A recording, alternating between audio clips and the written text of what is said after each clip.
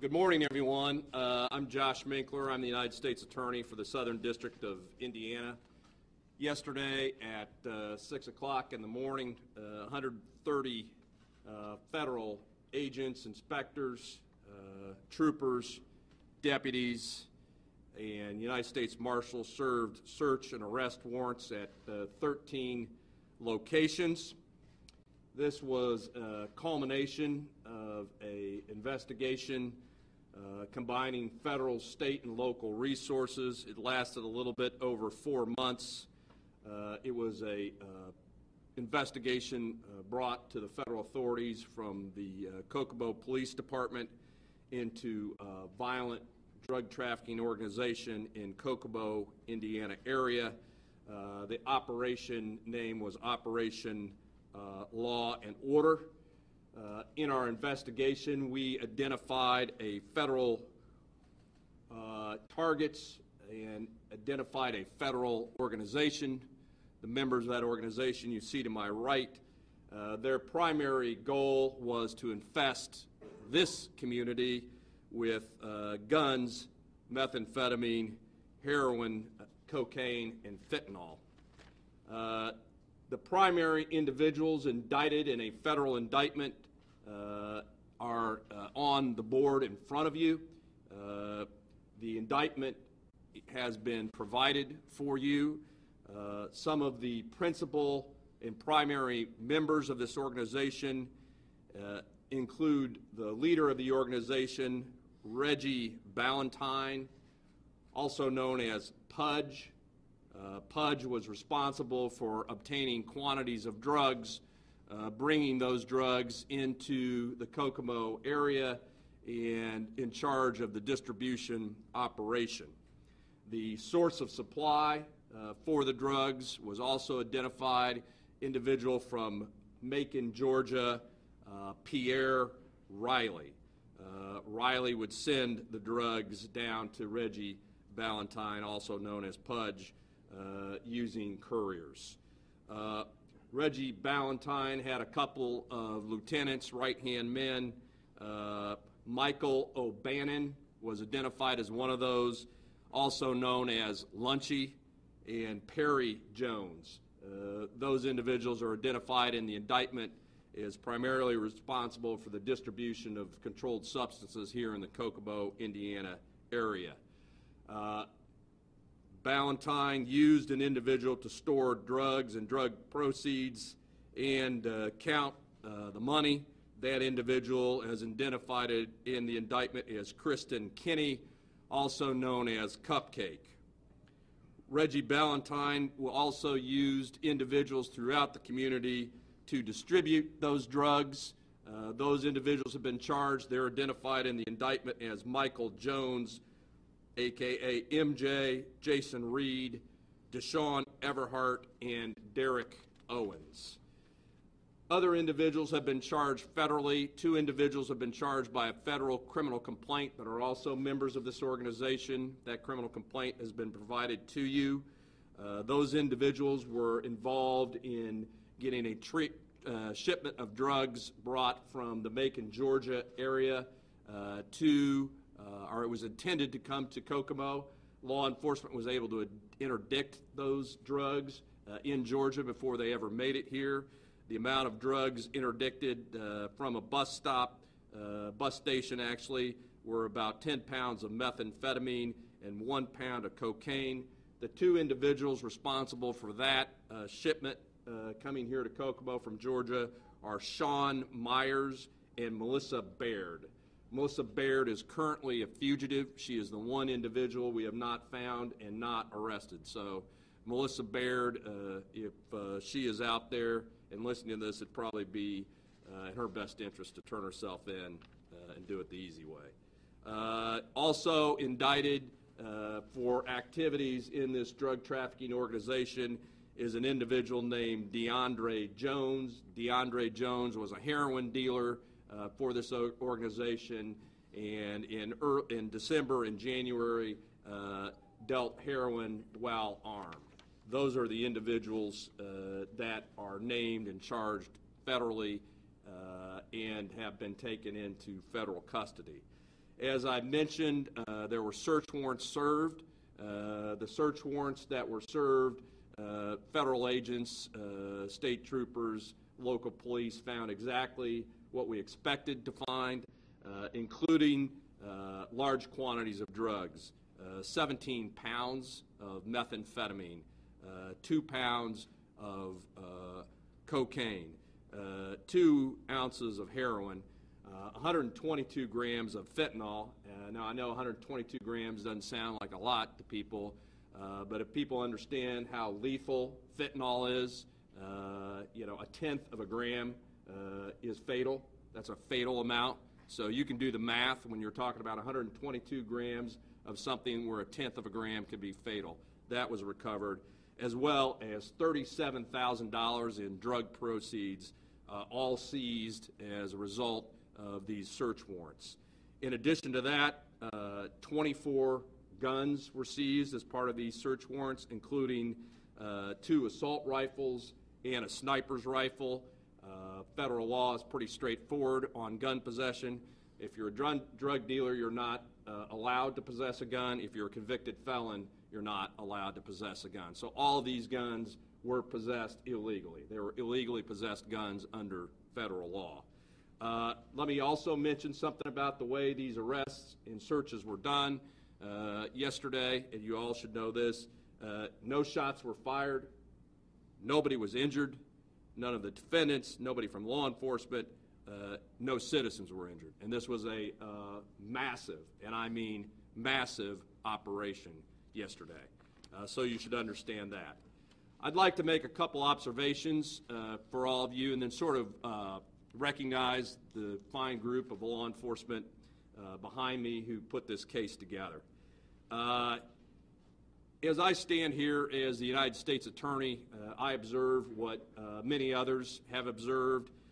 There is a challenge in this community and a challenge to so many other communities. Drug dealers have chosen, for whatever reason, to make their business, to set up their businesses in Indiana. And the consequences we have seen in this state and in this community. I would say that everybody in this room, and I'd be surprised if there's somebody that doesn't, everybody in this room knows somebody, a relative, a friend, an acquaintance that has been impacted by drugs. They know family members, they know friends, they know people that have been hurt by drugs and drug addiction. Drug overdoses in this country are more than 64,000. Drug overdoses are the leading cause of death for people under 50. That is as big a challenge as federal, state, and local law enforcement can have, and federal, state, and local law enforcement must work together to respond to that challenge. And that response must be consequential. Law and order, this operation, we used massive federal resources. No expense was spared to target these individuals. And the response was consequential. And what the price that these individuals will pay for setting up their business in this district must also be consequential.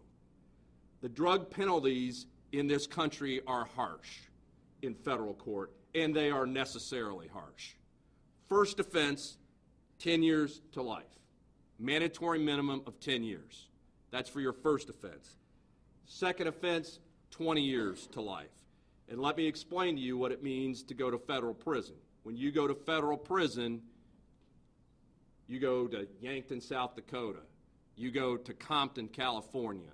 You don't go to some community corrections halfway house. You are inside a wall.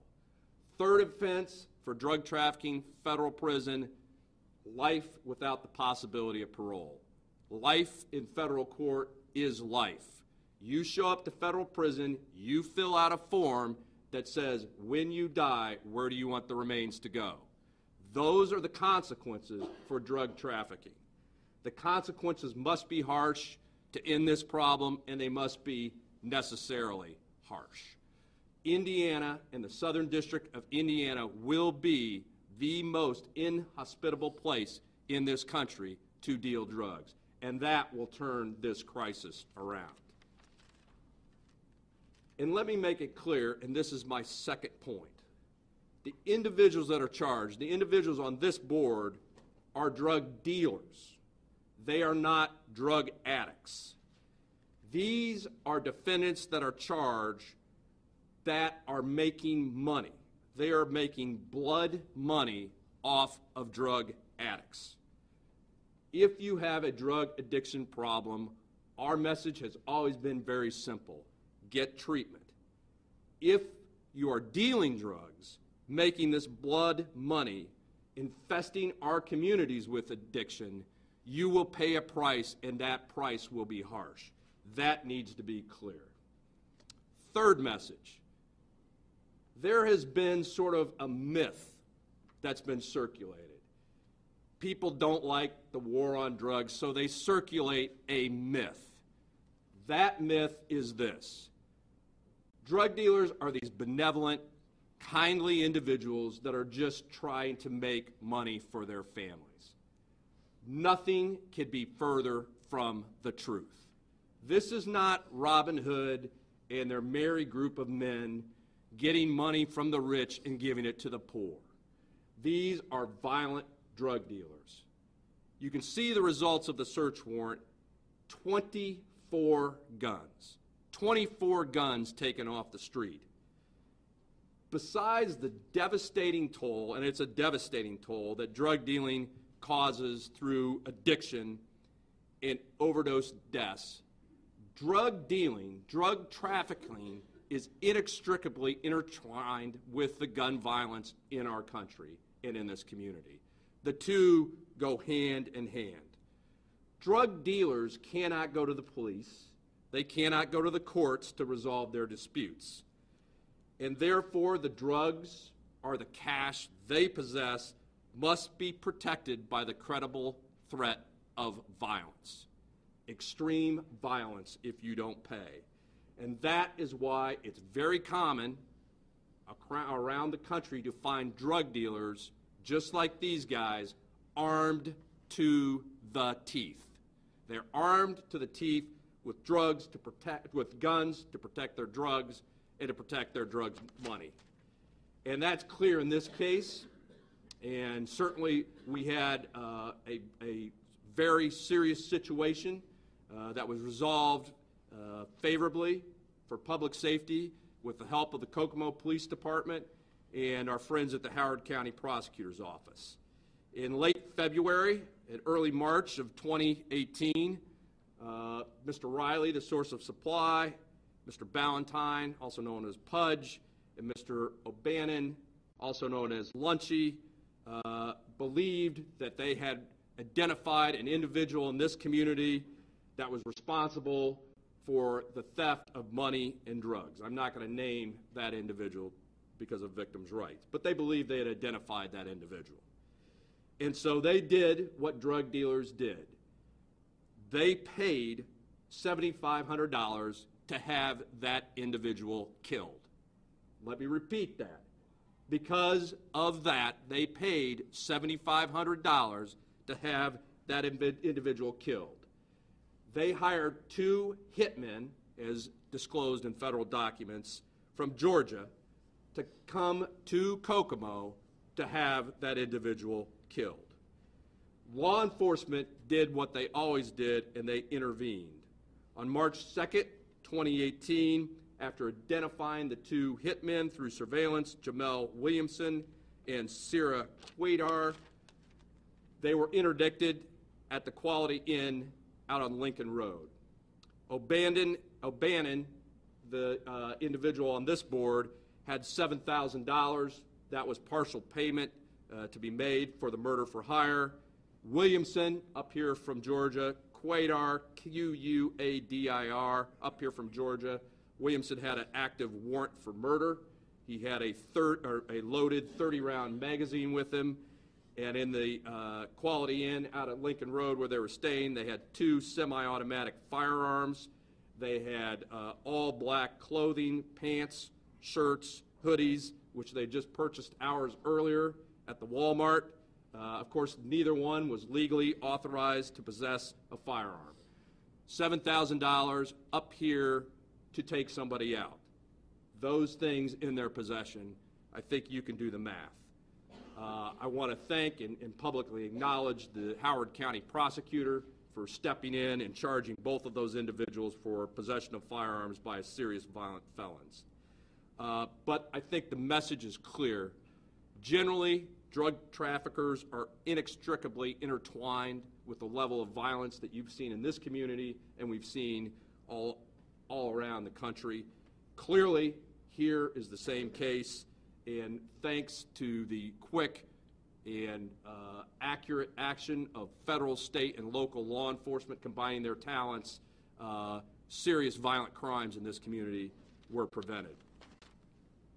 One other observation I want to make, and I made this a little bit earlier, and that's about the professionalism of law enforcement in Indiana. I've described this organization. I think everybody is now getting the picture of what law enforcement had to deal with. Drug traffickers with criminal histories that were armed. They were arrested. Not one shot was fired. Nobody was hurt. I think if you look at the way this investigation was conducted, the Constitution of the United States of America was followed in every single case to the T. Judicial authorization was sought every time to do the techniques we did. Judicial authorization was sought to execute the search warrants that we executed. The individuals were charged after these facts that I've talked to you about were presented to a grand jury, a group of ordinary citizens, to decide whether we'd done the right thing and whether these people should be charged. The Constitution was followed. Nobody was injured.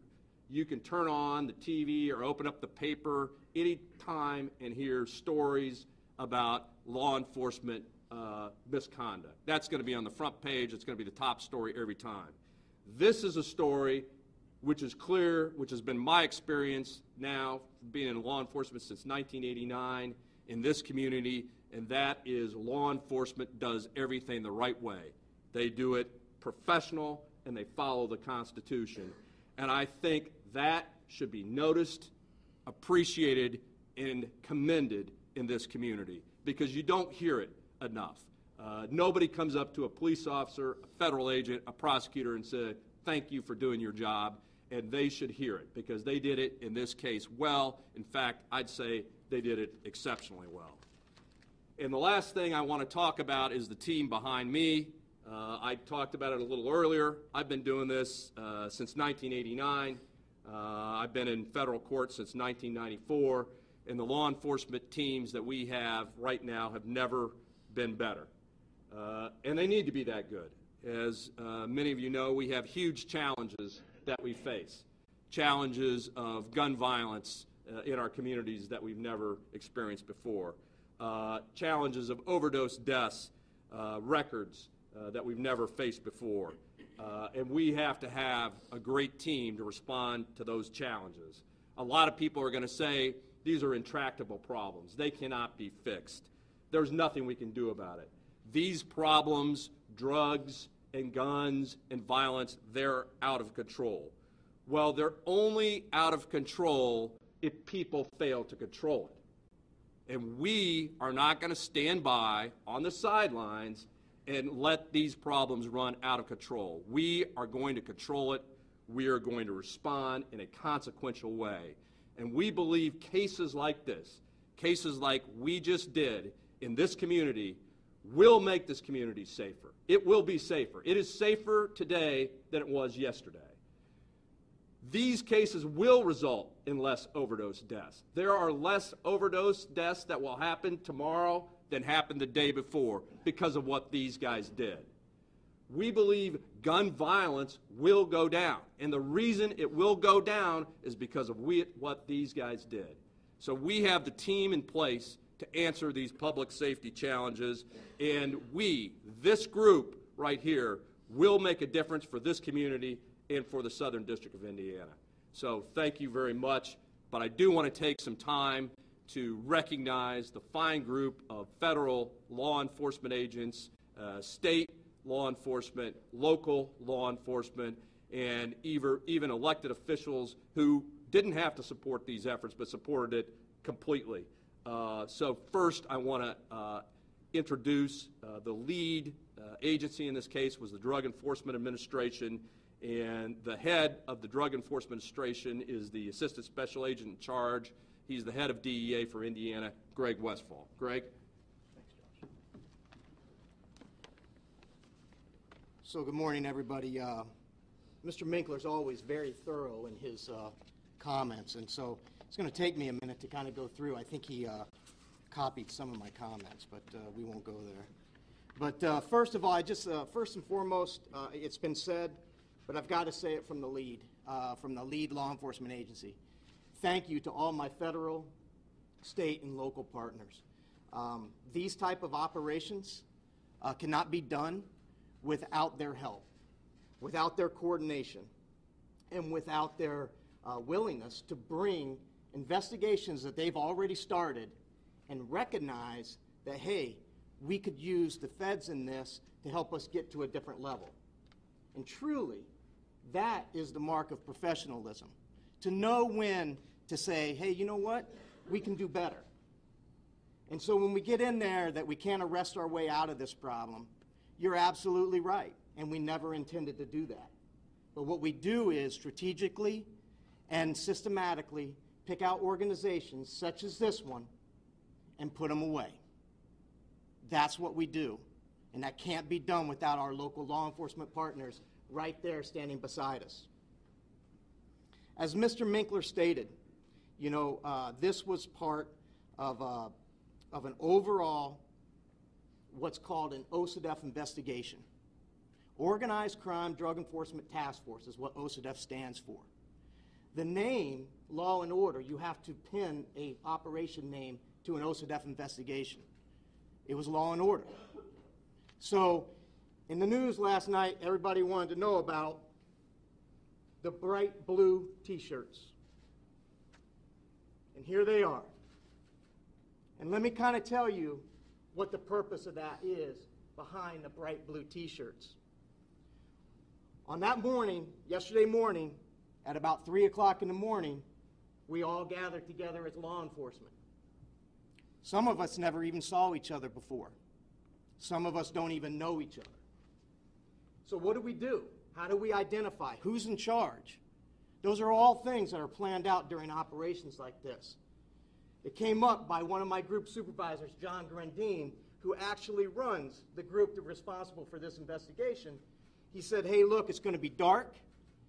We got to have somebody, we got to have everybody know how to recognize who knows about the investigation. Because we had SWAT teams out there, everything else. Hey, let me tell you, SWAT teams go out, reasonably so. They're not meant to be seen in the daylight or in the darkness. They have to do things under the cover of darkness. These stand out. So all anybody ever had to do was look and say, where's the blue shirt? Okay, that person can answer a question. It's the only thing behind this shirt. I heard a couple comments on the news yesterday, and I just wanted to clarify that. But that was an ingenious thing by the group supervisor, because it made things go seamless. But the OCDEF program is DOJ's cornerstone project to fight organized crime and drug trafficking. And as Mr. Minkler stated, you know, over 130 professional law enforcement officers conducted an enforcement operation with not one law enforcement officer injured and not one defendant or individual or citizen injured or shot at. Not one shot was fired. It's pretty impressive. And that doesn't go unnoticed, and it should not, because that takes a lot of coordination by myself and Chief Baker, and we had a lot of midnight calls to discuss how we were going to accomplish this. Mr. Minkler hit on the fact that the CDC in 2016 reported over 64,000 drug overdose deaths. All right? In Kokomo, Indiana, your paper reported a record-breaking 44 drug overdose deaths here in Kokomo. Those were your statistics.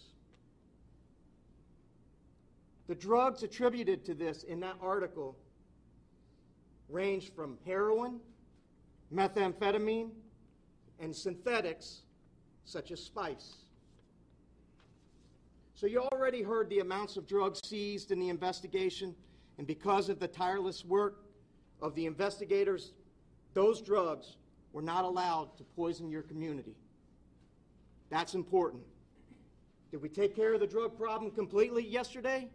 No, we never said we wanted to, or we want to, but we never said we would. This is a continued project, and we got to keep fighting. People actually, I heard a lot of other comments. How did this case begin? Maybe we can find out. Well, let me tell you how the case really actually began. I don't think I'm, giving up any trade secrets. This investigation, believe it or not, started out as a pharmaceutical pill case worked by our tactical diversion squad. Now, people will ask, what is a tactical diversion squad in DEA? This is an innovative technique that DEA management came up with to combine the skill set of a diversion investigator who is regulatory in nature and knows about registrants, and combine that with a special agent with the DEA. Use those skill sets and identify and focus on the registrants and those hospitals and those doctors of the pharmaceutical drugs that are being distributed in your communities. Well, guess what? What we found out during our venture with this, and this has been going on for a while, is that the street drug dealers understand the profit-making ability for pharmaceutical pill sales. Why do you think Indiana was #1 in 2015 for pharmacy robberies? Pills have value. There's other ways to get pharmaceutical drugs than to get it from a doctor.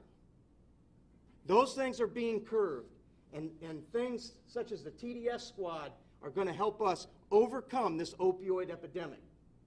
We're going to run into other cases, and I'm not going to pull that case from those guys to say, oh, this now focuses on methamphetamine. That's not fair. So that's how this works. That's how this is done. As Mr. Minkler stated, drug trafficking and violence go hand in hand, and investigations, this investigation particularly prevented overdoses and acts of violence. This drug trafficking organization was structured like a cartel, all right, and operated domestically here in Kokomo, Indiana. And I want to make something else very clear, and that is this. This organization was obtaining methamphetamine, bulk amounts of methamphetamine and other drugs, and they were redistributing those drugs not only in Kokomo, but Indianapolis, Indiana, and as far west as Terre Haute, Indiana. They had people redistributing their drugs down there and profiting from that.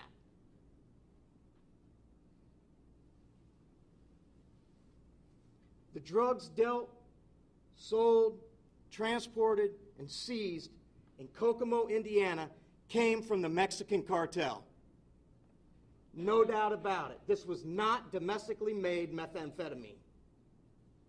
This came from south of the border Mexican cartels.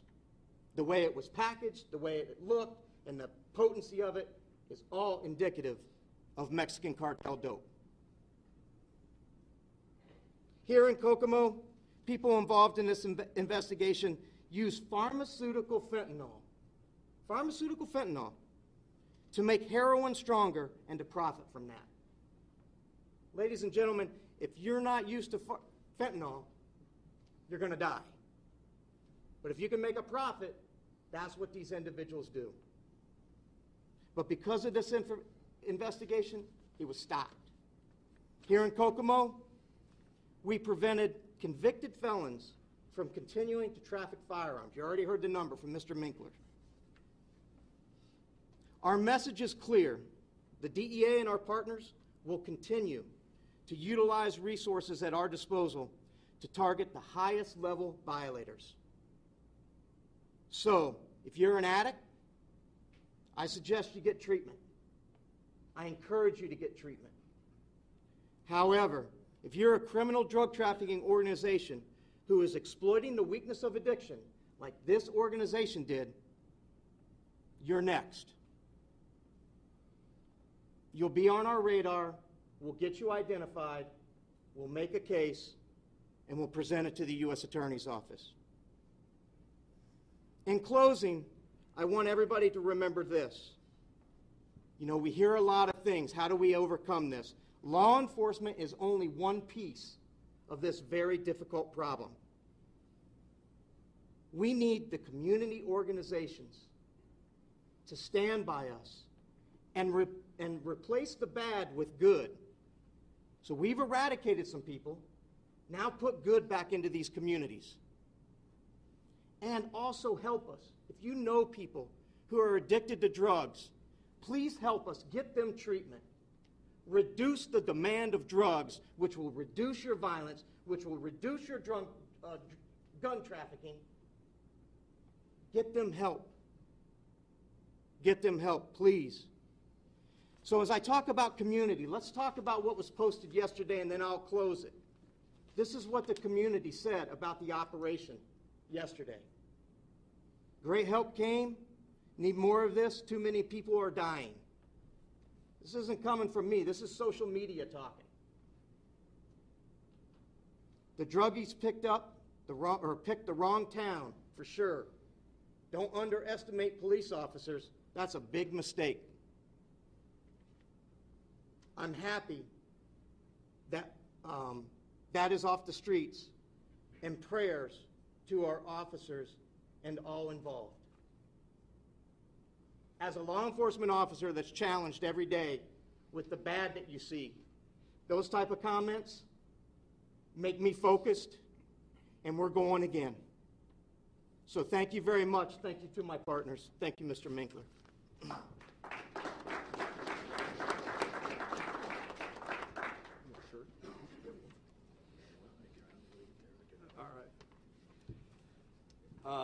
I do want to acknowledge some of the federal partners that have been very helpful in this investigation. First, from alcohol, tobacco, and firearms and explosives. As you know, many firearms were seized. We have Jason Tortorisi. Jason, thank you. Also, the arrest of these individuals, dangerous individuals, and the tracking of the one fugitive could not be done without the United States Marshal Service. Our United States Marshal is here, Dan McClain. Thank you, Marshal. As you heard, the financial investigation, this is drug dealing, is a business. Let's call it what it is, albeit an illegal business. These people are in it to make money, so the financial investigation is always a big help. And we always have to have it to put these guys away so that they won't get out. We have the SAC of the IRS, the special agent in charge of the IRS, Gabe Gershon from Chicago here. He was a big piece of this organization and for behind me in this investigation. So Gabe, would you say a few words?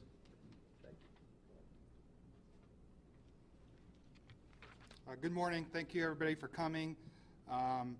Wow, this is really a great example of what happens when we all work together. I'd like to echo a lot of the same things that Josh and Greg were saying. First of all, I'd like to thank the U.S. Attorney's Office and all the prosecutors. As you can tell, Josh is a very passionate prosecutor, and that really makes our jobs a lot easier. So thank you to Josh, and thank you to all the AUSAs that assisted on this investigation. Again, our federal agencies that helped, the DEA, the lead agency, also ATF, FBI, Marshal Service, Postal Inspection, who assisted in the takedown of this criminal organization. But also definitely would like to echo them in thanking the state and local agencies who helped. As it's been mentioned, this operation went down without anybody getting hurt, without any shots fired, and that's really a testament to the partnership that we have with our state and local agencies.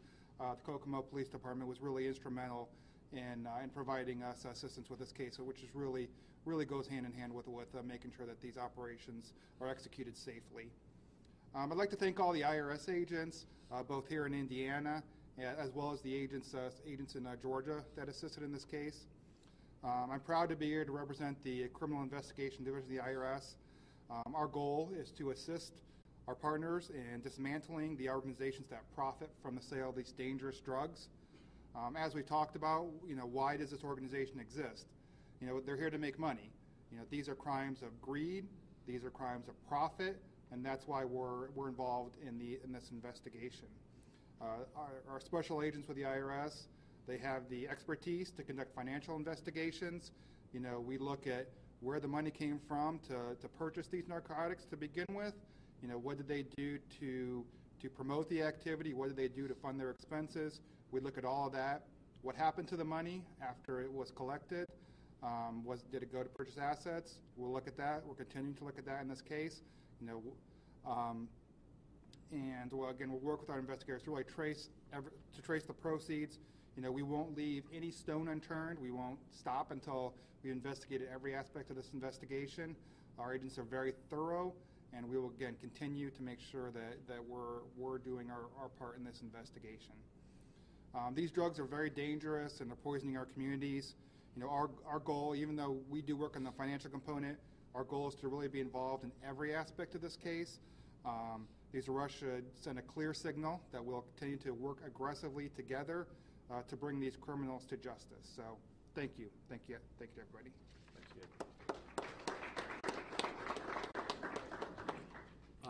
The United States Postal Inspection Service was very helpful in this investigation, including yesterday's takedown. We're very appreciative of their efforts, and Dan Taylor's here. Dan?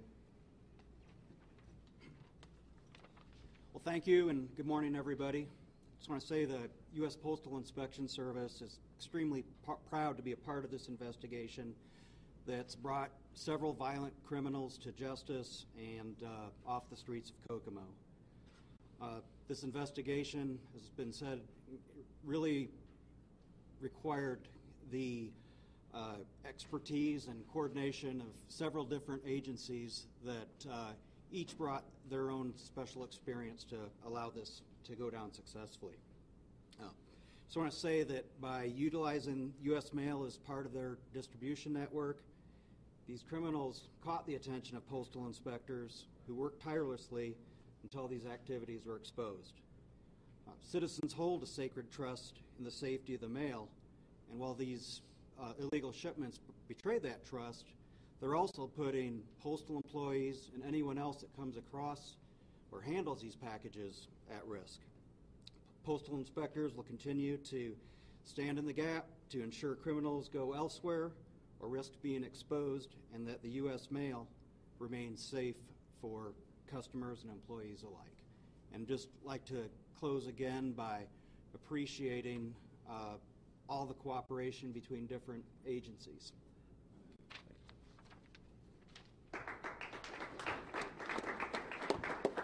So I think I've recognized all of our federal partners, and they did some really great work. I can tell you, I've been overseeing these investigations for a long time, and I can't remember one that started with a federal investigator. Almost every single one of them started and was brought to us and was assisted by state and local law enforcement. The state and local law enforcement here in Indiana is as good as it is in any state in the country. When I travel around the country and talk to other U.S. attorneys, they always ask me, who am I fighting with? Who am I arguing with? Who do I don't get along with? And I'm like, everybody gets along. And they're like, what? But that's really the way things are done in Indiana. And we can't get it done without the state and locals. One thing that is sort of unique to federal investigation is that they are high risk because of the individuals we target, and so people have to have some risk tolerance and some patience. It is not easy. It is difficult.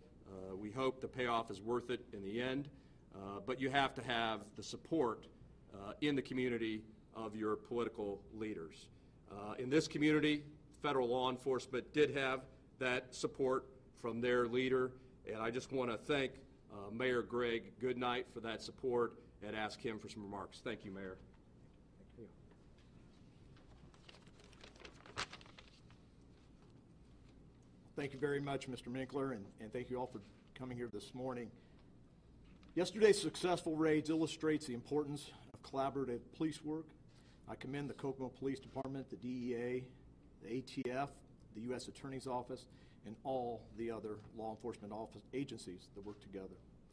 Their collaboration took 15 drug dealers, high-powered weapons, and a large quantity of drugs off of our streets. Chief Rob Baker and all the federal agents, we're proud of you and the work you've done and the work of your teams.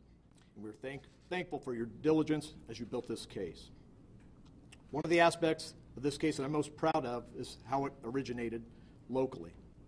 The first tip came from a concerned citizen at a Mayor's Night Out event.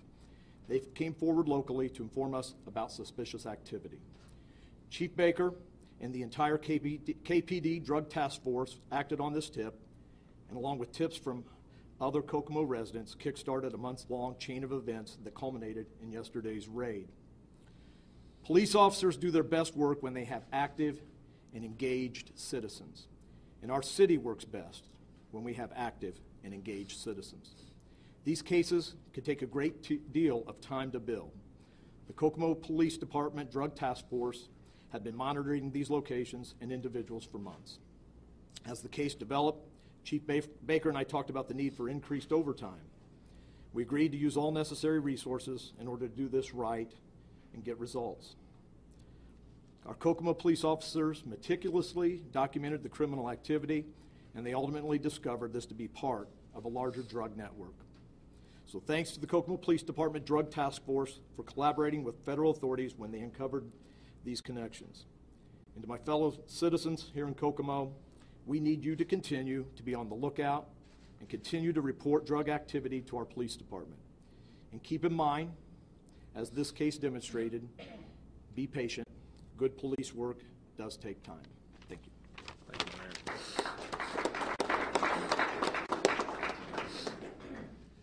So, as many of you probably from this area already know, Chief Robert Baker, sort of the star of this show. I'm happy to recognize him for the fantastic police work his police department did in recognizing this as a valuable case that needed federal involvement. Chief? Thank you, Mr. McElroy. Yeah. I appreciate that, and I'm not the star of this show. The citizens of Kokomo really were the star of this show. As the mayor stated, it was because of them, and they did not go out into their neighborhoods and turn a blind eye to this.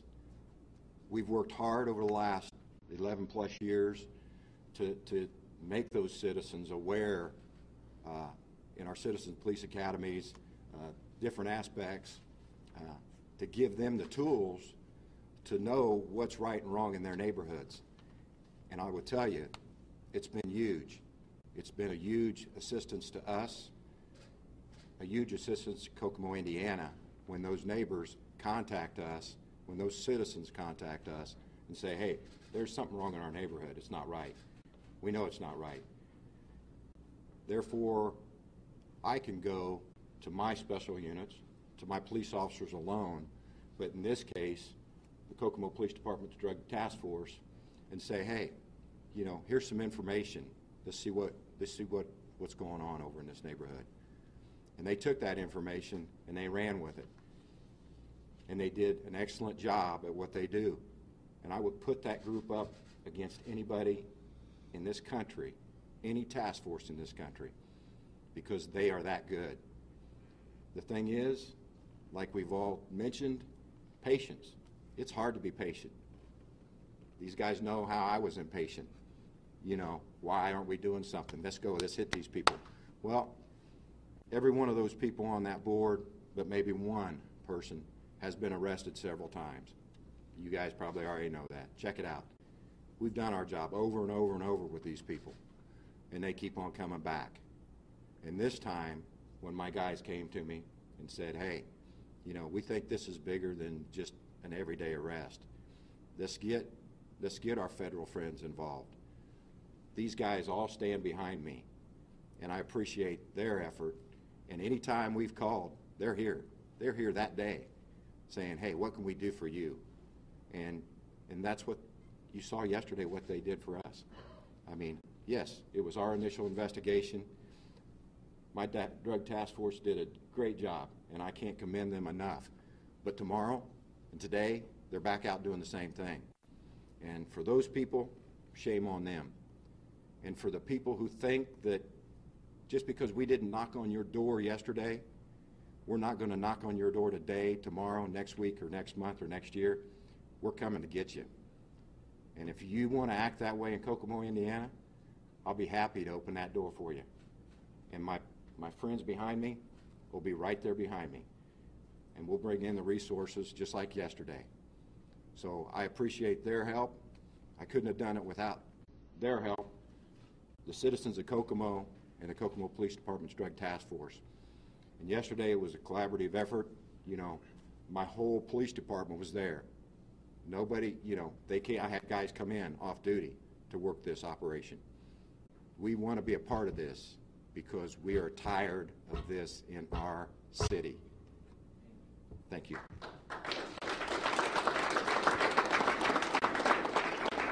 Thank you, Chief. Very much appreciated. As I discussed earlier, this was a massive federal investigation. A lot of resources were poured into it. Our goal, obviously, was to take this organization down top to bottom with strong cases. That sort of work sometimes takes time. It took 4 months. In the middle of this investigation, the city had a couple of black bag guys with guns who were up here to do some horrible things. And so we had to call for help. Luckily, help answered, and that was in the person of your Howard County prosecutor, Mark McCann. Mark? Thank you. Thank you, Mr. Minkler. I want to just reiterate all the comments of the speakers who have spoke before me, particularly with Chief Baker. I was fortunate enough yesterday to observe this operation, and I want to say it was most impressive. The professionalism, the organization was impeccable. It was something that, you know, I've been doing this 28 years, was a prosecutor for the Drug Task Force, great people, but we don't always have the tools, resources that were brought to us yesterday, and it, again, was impressive. I commend all of you who were involved. I thank you. And I want to echo the thanks to all the agencies which are in your press release, but I want to particularly point out a couple of individuals. One is my Chief Deputy, Ron Bile, who works tirelessly at assisting the Drug Task Force. And I also want to thank those members who are out there and are part of our local Drug Task Force. You do not realize how hard that they work every day to take these dealers of death off your doorstep and remove them from this community. They work tirelessly to see that drugs are taken off this street. I don't think that they're given the credit that they deserve, but I want to give them that credit here today, and I thank all of you. And once again, I thank all of you for your time on behalf of the prosecutor's office and the great citizens of this county. I thank all of you for your effort.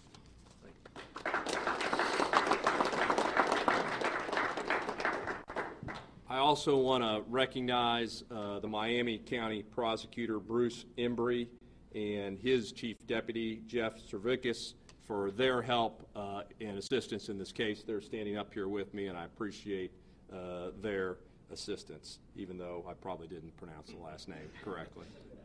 Sinkovits. Thank you. With that, we'll take some questions. if you have any. For the mayor or the police chief, you've got people here in this community who now have lost their drug dealer. What kind of an impact do you expect that to have on your community in the coming days? And what would you say to those people who are trying to buy drugs or addicts? Well, obviously, you know, the biggest thing is there is help out there. There's agencies out there that we can help these people. We've got 2 great hospitals. You know, if you're having problems, go there. If you're having problems, come and talk to us. We'll get you to that help. That's what I would say. But if you want to continue the criminal aspects of this, then, you know, we're going to get you that help too. You know, I would rather not go there, but that's up to that person.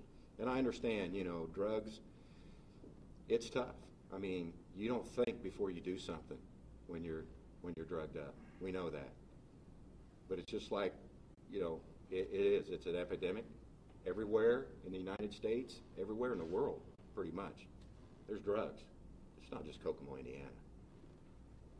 So, you know, help is there if you want the help. And, you know, I will tell you, my wife's brother lost his life about 12 years ago over prescription drugs. I arrested him. I took him to the hospital. I did everything I could. It didn't matter. He didn't want the help. So, you know. I just reiterate that you've had federal representatives say seek help, and we've been working locally with and put together systems of care, ran through the Family Service Association. We're just getting that up and running and have a coordinator now, and that's the message, is seek help and seek treatment, and we'll do everything we can here locally to stop the addictions. And I think what is difficult as is with the issues of drug addiction, you know, the drugs that are being distributed now are much more potent. We talked about fentanyl and how lethal it is. That contributes to the overdoses. And, you know, consider, if you're a drug addict, the issue of whether you want to get help or deal with guys like these. You know, if you're an addict and you can't make money and you're on the slow pay and can't come up with the dollars you owe, you know, they're not going to reason with you. You're dealing with businessmen that enforce their business with violence and credible threats of violence. Anything else? Quick question about your board over there. I see 19 mug shots, 1 missing, 1 dead. You said 15. Were there some that were arrested prior? And what about the guy that was deceased? What was his? Some are charged locally and some are charged federally. The individual deceased, I don't know the story on that. Can somebody add to that? Terre Haute. I think he was shot in a police action shooting. No. I'm not sure he was I don't know the backstory on that. We can find out later. Why do you think they picked Kokomo, Indiana to run this large operation? There had historically not been, at least in my opinion, the level of federal law enforcement response to these things that there needed to be. I believe the chief and others mentioned that they just underestimated the response they were going to get. Southern District of Indiana is a big area. The state of Indiana is a big area. Obviously, we focus a lot of resources on Indianapolis and our bigger cities. I think they underestimated the will of both the community here in Evansville, the local police department, and federal response. I've been in the office since 1994. This is as big a federal response in this area of the state as I have ever seen. I don't think they picked Kokomo. I think you got to understand, these people have been here for a long time. They've been intertwined with the community. They've lived here. They just chose to profit off of the drugs, and I think that's what's going on. You know, they just didn't come to Kokomo last week or last month and say, hey, we're going to choose Kokomo. They lived in Kokomo. Like I said, There's not too many people on that board that we haven't put in the jail multiple times. And unfortunately, and I don't want to say anything bad about jails or courts or judges or anything like that. They put them in jail. The problem is they get back out. And they're not like you and me. They don't go get a job. Their job is what they were doing before they got in jail. And they're going to go back and they're going to do it. And I think that's what happened. The problem is they picked the wrong agency in the wrong city to expand in. So. And Chief, if I may add to that, these individuals, I mean, as the Chief said, they're born, raised, they are entrenched in these communities. Why? To elude law enforcement. That's exactly why they do it. It's not like they put a banner out, hey, open for business. All right? This is a criminal organization that doesn't want to draw attention to themselves. All right? So what better way to do it than to come up in your own community? And this is a common thing that we see in drug law enforcement throughout the country. So it's nothing unusual. Thank you. Certainly the consequences for, as the Chief pointed out, repeat offenders are harsh in federal court, necessarily harsh, in my opinion. Many of these people who have 2 or more prior state court convictions for drug trafficking are looking at mandatory life in federal court. So that's why we were extremely patient with this investigation. Many of you know the federal detention statute for these crimes. We'll go into court and ask that they be held without bond. So these guys are not getting back on the streets. They are going to be prosecuted, and we are going to seek the harsh consequences available to us in federal court. Okay, thank you.